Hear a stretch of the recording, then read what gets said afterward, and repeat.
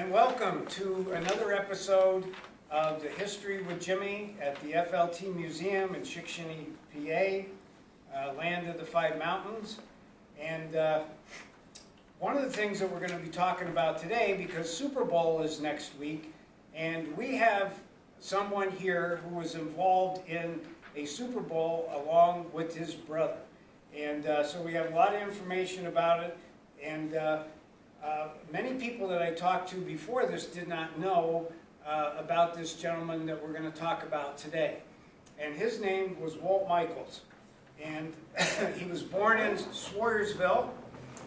He was the seventh of 8 children.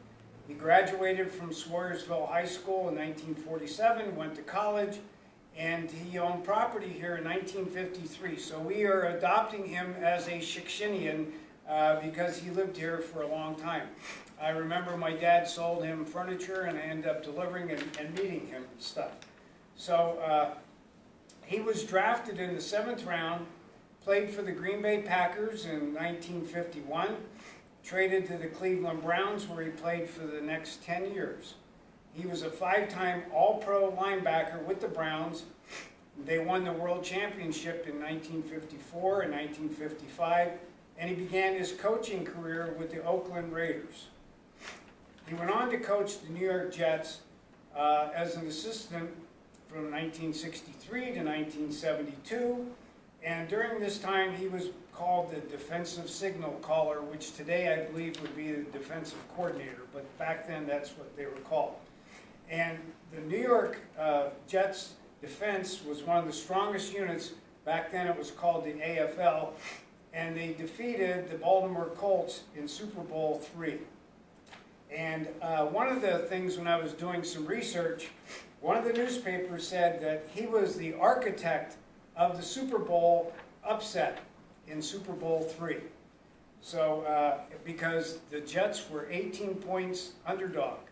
And Joe Namath tries to take credit for a lot of things, but I believe that Walt Michaels should get some credit as well, because him and his defensive team stopped the other team from scoring, and so they Baltimore wouldn't have won because they couldn't score points. So his younger brother played for the Colts in that game, and she attended the game to watch her 2 sons compete, and also attending were Betty, Walt's wife, Betty's parents, Steve and Anna Eunice from Swayersville. Walt went on to be assistant coach with the Philadelphia Eagles as well, returning to the head coach job in 1977 to 1982. Now, one of the things that during that game, this was a drawing that was done here with Walt and his brother. So I believe that they were probably the first 2 brothers to be involved in a Super Bowl. There were some after that, but I believe that they were the first ones. So this is a drawing that's there. There also is a book, and it's called Beyond Broadway Joe, because we all know Joe Namath tried to take the most credit for winning the game, but I believe that Walt and his defensive team deserved credit as well, and this is a great book, and anybody's interested in reading, I assume you could still buy this book online someplace and stuff. Am I correct on that? Yes, so, okay. So it's a great book to read, and it tells the story about everybody that's involved in the team and that particular game.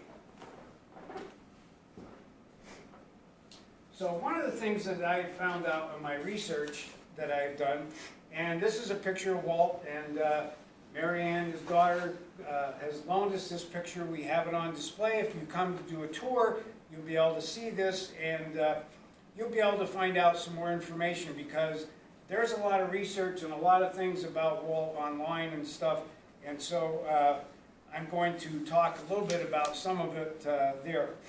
One of the things that I think that during my research that I found about Walt was that he had a way of doing things, and he taught his players about doing things, and he was very good at influencing people. And I can't tell you, of all the players that said good things about him, And several players who were coached by him had a common thing, that they said they respect, love, and he was a genius at what he did. So I think that he doesn't get enough credit for different things that he accomplished with the football. Here's somebody else said, Walt was an enduring genius when it came down to the analyst of his players and how to play the game. I wouldn't have been a football player if it was not for the tutelage of Walt Michaels. Walt never wanted you to change, he only wanted to make you better. He taught the game and told you how you could play it. Another player, Bruce Harper, who played at Kutztown with Walt Michaels Jr., said he called his dad and asked to give Harper a workout. Harper is a running back, he signed with the Jets, and he was a return kicker. Here's what Mr. Harper said. Walt Michaels was quietly a great man. We all certainly respected him and cared for him. Walt never forgot his just dues as far as football was concerned. Somebody else that talked about him, I said, was Mr. Lyons. He was also a player. He arrived in the rookie camp in 1979. Walt took him aside and told him the name of the game was to get to the quarterback. Walt never worried about hurting your feelings, he said. He wanted you to become a better player. He said, we've won the Super Bowl because of Walt, and he had the respect of everyone in the locker room. He always protected his players. Another one that spoke highly of him was a gentleman by the name of John Nitti, who attended Yale and was on the Ivy League team. He said, I loved Coach Michaels. He was what I considered tough but very fair coach. You always knew what you were getting from Coach Michaels, and there was no facade. He was always straightforward. He's salt of the earth kind of guy who was always respected. You would do anything for him, Nitti said. Nitti had several injuries, and when he couldn't play, he went to Michaels and he told him he shouldn't be paid. I think Coach Michaels got a kick out of that. He said, I would run through a wall for that guy. So you could see that he had an influence on the people that he coached. And I think that was one of the most important qualities of Walt, that he affected people and he helped make people a little bit better in life, and he did things that other coaches maybe couldn't do. Another one who was a director of the NPASHF, he said, in pro football, there are many great players and many great coaches, but there have been very few who have excelled at both. One of them is Walt Michaels, an all-pro linebacker who later became NFL Coach of the Year.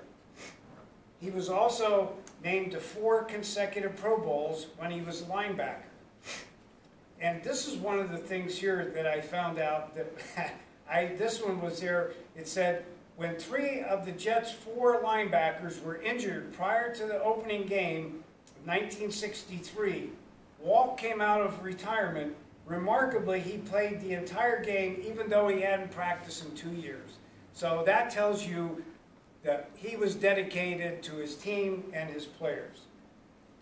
And although Joe Namath received most of the credit, Michael and his defensive players played a crucial role in the 16-7 victory, which was considered one of the greatest upsets at all time.